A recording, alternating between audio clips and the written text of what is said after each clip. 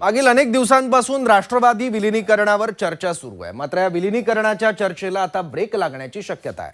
कारण रोहित पवारांनी विलीनीकरणासंदर्भात एक मोठं विधान केलं, तर दुसरीकडे दादांच्या राष्ट्रवादीच्या नेत्यांनीही विलीनीकरणावरून घुमजाव केलाय। पाहूयात। अजित पवार हयातीत असतानाच विलीनीकरणाच्या चर्चा सुरू झाल्या होत्या, पण अजित पवारांनी उघडपणे त्याबद्दल कधीही मत मांडलं नाही। तेवढ्यात अजितदारांचं विमान अपघातात निधन झालं। हा संपूर्ण महाराष्ट्रासाठी एक मोठा धक्का होता। पण अजित पवारांचा अंत्यविधी झाल्यावर विलीनीकरणाच्या चर्चा पुन्हा सुरू झाल्या। राष्ट्रवादीचं विलीनीकरण ही अजित पवारांची शेवटची इच्छा होती, असं जयंत पाटील आणि रोहित पवारांनी म्हटलं। पण दादांच्या पश्चात विलीनीकरणाबाबत राष्ट्रवादी काँग्रेसमधला कोणताही प्रमुख नेता सकारात्मक दिसला नाही। सुनेत्रा पवारांनी तर त्याबद्दल कुठलीही उघड भूमिका बोलून दाखवली नाही। त्यातच रोहित पवार विलीनीकरणाच्या दिशेने दादांसोबत काय काय चर्चा झाल्या, काय ठरलं याबद्दल पत्रकार परिषद घेणार होते, पण ती पत्रकार परिषद सुद्धा नंतर रद्द करण्यात आली। मग विलीनीकरण होणार की नाही असा प्रश्न उपस्थित केला जात असतानाच काल देवगिरी बंगल्यावर सुनेत्रा पवारांच्या नेतृत्वात राष्ट्रवादीची बैठक झाली। पण यात विलीनीकरणावर कुठलीही चर्चा झाली नसल्याचं तटकरे म्हणाले। तर आधी विलीनीकरण व्हावं असं म्हणणाऱ्या हिरामण खोसकरांची ही भाषा आता बदलली आहे। आमची 100% इच्छाच आहे व्हावं। आम्ही तर सगळे आमदार सांगतो, एक आमचे काही आम्ही 40 पैकी 30-35 आमदार आम्ही 100% सांगतो का ते विलीनीकरण व्हावं। तुमची आजही भूमिका आहे विलीनीकरण? हो, 100% आहे। अडचण कशामध्ये येते? काय ते वरिष्ठ लेवलला पण आमची ती अपेक्षा आहे, तर ते दोन्ही पक्ष एकत्र यावं। अच्छा, दोन्ही पक्ष तरच दादाला खरी श्रद्धा देईल। तुम्हाला काय वाटतं की पुढे झालं पाहिजे की नाही झालं पाहिजे की नाही, ते बोललो त्या दिवशी बोललो राव त्याच्यावर बोलणं काही बरं नाही असं माझ्या मते। याचा अर्थ विलीनीकरणाबद्दल बाहेर न बोलण्याची तंबी राष्ट्रवादीच्या आमदारांना दिल्याचं स्पष्टपणे जाणवत आहे। नेमकं याकडेच रोहित पवारांनी बोट दाखवत आपण बाजूला पडू या भीतीनं काही नेत्यांना विलीनीकरण नको असल्याचं म्हटलंय। तसंच विलीनीकरणासाठी दादांचे प्रयत्न सुरू होते।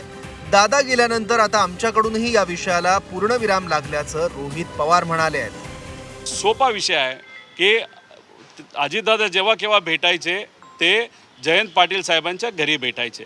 जयंत पाटील साहेबांच्या घरासमोर लोढा साहेबांचं घर आहे, तिथं CCTV कॅमेरा असतील। गेल्या 1.5 वर्षाचे CCTV कॅमेरा फुटेज तुम्ही तिथं आणा, बघा, तुम्हाला कळेल दादा किती 13 वेळा भेटले का 14 वेळा भेटले, ते काय भेटले कसं भेटले याच्यावर मी नीट सांगेल। अजितदादा असताना अजितदादांबरोबर आमची चर्चा काय झाली हे त्या ठिकाणी आम्हाला माहिती आहे। अजितदादांशी बोलत असताना दादांबरोबर आम्ही NDA बरोबर जायचं का दादा बाहेर येऊन रस्त्यावरची लढाई आमच्याबरोबर लढणार, हे दादांमध्ये आमच्यामध्ये त्या ठिकाणी हा विषय झालेला आहे। आज दादा नाही आहेत, त्यामुळे याच विषयावर चर्चा करणं गौण आहे आणि त्यामुळेच मी सांगतो की आमच्यासाठी या विषयाला पूर्णविराम लागलेला आहे दादा गेल्यानंतर लगेचच्या लगेच। त्यामुळे मुद्दामून काही नेत्यांचं महत्त्व त्या पक्षामध्ये राहावं आणि ते नेते हे पवार साहेबांना, सुप्रियाताईंना, आम्हाला तिथं विरोध करतायत आणि विरोध करतायत म्हणून त्यांचं महत्त्व आहे हे सारखं सारखं टिकावं म्हणून सारखं विषय हे तेच त्या ठिकाणी तिथं आणत आहेत। जयंत पाटील आणि अजितदारांमध्ये विलीनीकरणाबद्दल 11 वेळा बैठक झाल्याचं काही दिवसाआधी जयंत पाटलांनीही बोलून दाखवलं। पण आम्हाला या चर्चांबद्दल माहिती नाही असं म्हणत राष्ट्रवादीच्या नेत्यांनी मात्र याबाबत कायम हात वर केले आहेत। तर दुसरीकडे सुप्रिया सुळेंनीही विलीनीकरण आता अशक्य असल्याचे संकेत दिले आहेत। दादांचं स्वप्न दादांसोबतच गेलं असं सुप्रिया सुळेंनी म्हटलंय। दादा असता तर खूपशा गोष्टी झाल्या असत्या। रेवतीच्या लग्नाची अनाउन्समेंट पण दादानीच केली असती, पण हे दुर्दैव आहे की दादा आज आपल्यात नाही। पण दादाची जी अपूर्ण स्वप्न आहेत ती सगळी आम्ही पूर्ण करू। सुनील तटकरे म्हणतात आता कुठल्याही पद्धतीची चर्चा नाही, अर्थ घ्यायचा याचा की विलीनीकरणाची चर्चा आता गुंडाळली। मी तुम्हाला एक गोष्ट सांगू का, माझा भाऊच राहिला नाही, आता दादाच नाही राहिला, क्या मायने रखता है। त्याचं दुःख, दादांनी घेतलेले निर्णय, दादाची स्वप्न दादाबरोबरच गेली आणि आज माझा भाऊच नाही राहिला, त्याच्यामुळे आज कोण काय म्हणतंय याला काय फरक पडतो। रोहित पवार आणि सुप्रिया सुळेंच्या वक्तव्यावरून आता राष्ट्रवादीच्या विलीनीकरणासाठी शरद पवार पक्षाकडून आता कुठलेही प्रयत्न केले जाणार नाहीयेत का, हा प्रश्न उपस्थित होतोय। पुणे पिंपरी महापालिकेनंतर जिल्हा परिषद पंचायत समिती निवडणुकांमध्ये दोन्ही राष्ट्रवादी एकत्र आल्या. त्यानंतर शरद पवार, अजित पवार, जयंत पाटील, रोहित पवार, शशिकांत शिंदे यांच्यातल्या बैठकीचीही दृश्य समोर आली.